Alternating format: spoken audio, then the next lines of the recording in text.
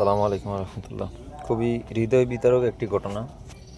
গতকালকে এবং আজকে মিলে টোটাল 3 থেকে 4টি তরমুজ পোলাপানে ছিঁড়ে এভাবে নষ্ট করে ফেলছে। মাচার নিচে গিয়ে দেখি এই তরমুজটা ছিলে ফেরে চলে গেছে। এটা এখন কিছু হয় না রে ভাই, এটা মাত্র 1 কেজি ওজন হয়েছে।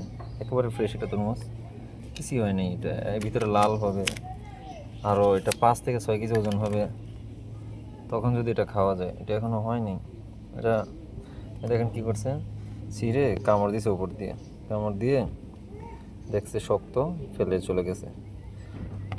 কি কত কষ্ট করছি এই জমিটার পেছনে, যা আপনাদের ধারণার বাইরে।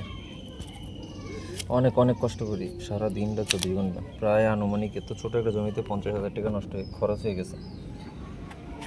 তো এটা আরও বড় হবে, এটা 5 থেকে 6 কেজি ওজন হবে। যদি খাওয়ার লায়ক হতো, ছিঁড়ে নিয়ে খেয়ে ফেলতো, তাহলেও মনটা একটু শান্তি দিতে পারতাম। যাই হোক, খাওয়া নিয়ে খেয়ে ফেলছে, এটা তো খাওয়া যাবে না, এখন ফেলে দিতে হবে।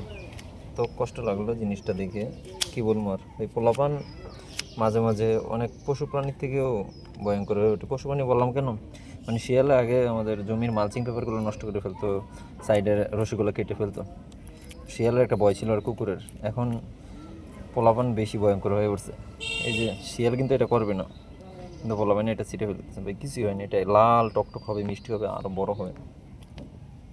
কি একটা অবস্থা। যাই হোক,